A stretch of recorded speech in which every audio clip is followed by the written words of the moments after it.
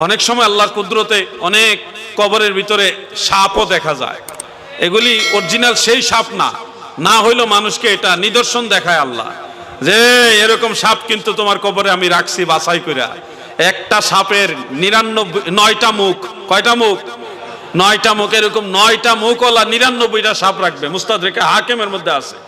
এই সাপের ৯টা মুখের মধ্যে এমন দাঁত, এমন বিষ থাকবে যেগুলি কামড় দিলে পৃথিবীর সমস্ত জ্বালা যন্ত্রণা যদি এক পাল্লায় রাখেন, একটা সাপের বিষের ওই বিষের সমতুল্য হবে।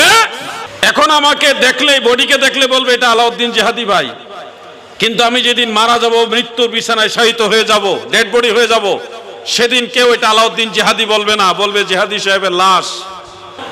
ইদানিং দেখছি অনেক লোকেরা কবরের আযাব বিশ্বাস করে না, বলে কবরে আযাব হবে, এটা তো ক্যামেরা লাগাইলে দেখা যায় না। লাশ কবরে রেখে ক্যামেরা লাগাইছে, দেখে মুনকির নকিরও আসে না, সওয়াল জবাবও হয় না, আযাবও হয় না। এই জন্য কিছু মানুষ বলা বলি করে এখন, কবরে আযাব, এটা সত্য না, এটা কোরআনে নাই। এই ধরনের বিভিন্ন কথা এখন মানুষের ভিতরে ঢুকতেছে, ওগুলো শয়তান মানুষের ভিতরে ঢুকায়। মনে রাখবেন, মানুষের মৃত্যুর পরে রুহু হয় ইল্লিনে যায় আর না হয় সিজ্জিনে যায়। আযাব এই কবরে হয় না বুকা, আযাব হয় সিজ্জিনে। কোথায় হয়? সিজ্জিন। সিজ্জিন মানে একেবারে জমিনের তলদেশে অগ্নিময় একটা জায়গা, ওইখানে রুহু নিয়ে যাওয়া হয়। ওইখানে গেলে না বুঝবা আযাব কারে কয়। ওখানে ক্যামেরা যায় না, ওখানে কোনো ক্যামেরা চলে। বেচারা কবরে নিয়ে লাগাইছে ক্যামেরা, কবরের আযাব দেখতো। আচ্ছা, আযাব যদি এই কবরে হয়ও, ক্যামেরা টিকবো? আগুনের ভিতরে ক্যামেরা চলে? আগুন তো এটা দুনিয়ার আগুন না, এটা জাহান্নামের আগুন। ওই আগুনের ভিতরে ক্যামেরা লাগাইলেও কি কাজ হবে? বিজ্ঞানীরা একটা কাজ করছিল, আপনারা দেখবেন ইউটিউবের মধ্যে ভিডিওটা আছে।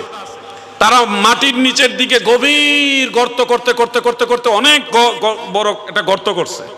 গর্ত করে সেই গর্তের মধ্যে তারা পাঠাইছে একটা মাউথ, ছোট একটা মাউথ, নিচে কি ধরনের কি আওয়াজ হয় না হয় এগুলি শোনার জন্য। এখন এই মাউথ যখন মাটির একেবারেই অনেকটা গভীরে গেছে, তখন এমন একটা আওয়াজ সেই মাউথের মধ্যে রেকর্ড হয়েছে, খুব সম্ভবত 17 সেকেন্ডের একটা রেকর্ড। 17 সেকেন্ডের মতো একটা রেকর্ড। আমার আনুমানিক বলতেছি 17 সেকেন্ড, একটু কম বেশি হতে পারে। এই রেকর্ডের ভিতরে এমন চিৎকার কান্নাকাটির আওয়াজ রেকর্ড হয়েছে যে কোটি কোটি কোটি কোটি অগণিত মানুষ আল্লাহর আযাবের আগুনে জ্বলে পুড়ে চিৎকার মেরে মেরে কাঁদতেছে। সেই কান্নার আওয়াজ রেকর্ড হয়েছে বিজ্ঞানীদের সেই মাউথের ভিতরে। এরপরে আগুনের হিটে এটা জ্বলে গেছে, রেকর্ডও বন্ধ হয়ে গেছে। কবরের আযাব মানুষ এখন সন্দেহ করে। আরে বোকা, তুমি এই কবরে আযাব খুঁজতেছো, মরলে তোমার রুহু এই কবরে থাকবে না, জায়গা মতো চলে যাবে যেখানে যাওয়ার।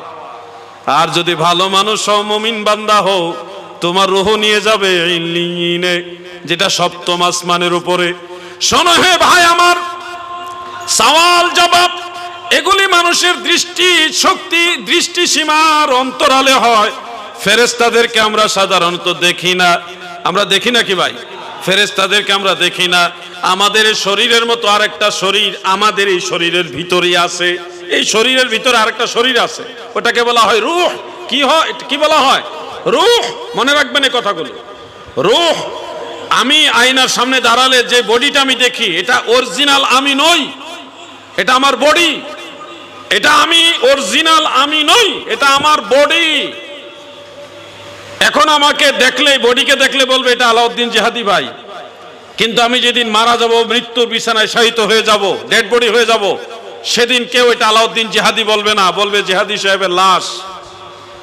এটা উনার লাশ, এটা উনি না, এটা উনার লাশ। তাহলে উনি আসলে এইটা না, এটার ভিতরে উনি ছিল। যতদিন এই বাক্সের ভিতরে উনি ছিল, ততদিন এটার নাম উনি ছিল। যখন উনি এটার ভিতর থেকে চলে গেছে, তখন আর এটা উনি না, এটা উনার লাশ হয়ে গেছে। কথা বুঝতেছেন আপনারা? এই সওয়ালের জবাব আল্লাহ পাকের দয়ায় প্রত্যেকটা রূহের হয়। অনেক ক্ষেত্রে যদি জেসেমেরও হয়, সেটা আল্লাহ তাআলা মানুষের দৃষ্টি চক্ষুর আড়ালে করবেন, ফেরেশতাদের পাঠাবেন, রুহু দিবেন, জাগ্রত করবেন।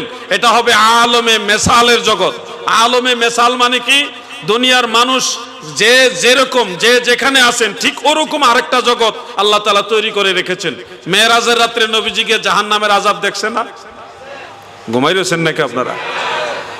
নবীজি মেরাজের রাত্রে জাহান্নামের আযাব দেখেছেন, জান্নাতের মানুষের আরাম কিরকম হবে এটা দেখেছেন। কিন্তু অরিজিনালি মানুষটা এখন হাসরই হয়নি, বিচারই হয়নি, জান্নাতে তো যাবে অনেক পরে, জাহান্নামে যাবে অনেক পরে। তাহলে নবীজি মেরাজের সময় জান্নাত জাহান্নামের আযাব এবং শান্তি আরাম কিভাবে দেখে আসলেন? প্রশ্ন দাঁড়ায় কিনা বলেন? এগুলি আপনাদের জানতে হবে। নবী করিম সাল্লাল্লাহু আলাইহি ওয়াসাল্লাম মেরাজের রাত্রে জান্নাত দেখেছেন, এটাও সত্য। আবার মানুষ এখনো জান্নাতে যায়নি, ওটাও সত্য। তাহলে দুইটা একসাথে সত্য হয় কিভাবে? একটা বিল্ডিং বানাইবার আগে বড় একজন ইঞ্জিনিয়ার দিয়া ওই বিল্ডিং এর একটা নকশা তৈরি করা হয়, স্ট্রাকচার তৈরি করা হয়, হয় কিনা? কি কথা কন নাকি? হয় কিনা? কাগজে লেখা হয় যে কিভাবে কিভাবে সিঁড়ি হবে, কিভাবে কয়তলা বিল্ডিং হবে। এটা তো সাধারণ মানুষের একটা জ্ঞান দিয়ে যে বিল্ডিংটা আমি কিভাবে বানাবো, এই হলো একটা ফ্রেম, একটা স্ট্রাকচার, এটা একটা নকশা, বিভিন্ন ভাবে এটার নামকরণ করা হয়। তো আমার আল্লাহ যখন এই দুনিয়া বানায়, এর আগে এই দুনিয়া বানাইবার আগে, দুনিয়ায় মানুষ পাঠাইবার আগে আরেকটা জগৎ বানাইছে যেটাকে বলা হয় আলমে মেসাল। বলেন আলমে মেসাল। এই দুনিয়ার মানুষেরা কে কোথায় কি করবে না করবে, কে কোথায় কি করবে, কোথায় যাবে, কি করবে না করবে, সব কিছু ওই আলমে মেসালের মধ্যে সাজানো আছে, করা আছে। ওই জিনিসটাই হলো আমার দয়াল নবীজি মেসালের জগতে জান্নাতেও দেখে আসছেন, জাহান্নামও দেখে আসছেন। ওই যেরকম দেখে আসছেন মানুষ ঠিক ওই রকম আযাব ভোগ করবে যখন জাহান্নামে যাবে। আলমে মেসাল সম্পর্কে আপনার যদি জ্ঞান অর্জন করতে হয় তাহলে আল্লাহর ওলিদের সোহবতে যাইতে হবে। আপনি নিজেও দেখতে পারবেন। আল্লাহর হাবিব রাসূল করিম সাল্লাল্লাহু আলাইহি সাল্লাম যেটা এখনো ঘটে নাই, সামনে ঘটবে এরকম ঘটনাও কিন্তু বলে দিয়েছেন। কি বলেন নাই?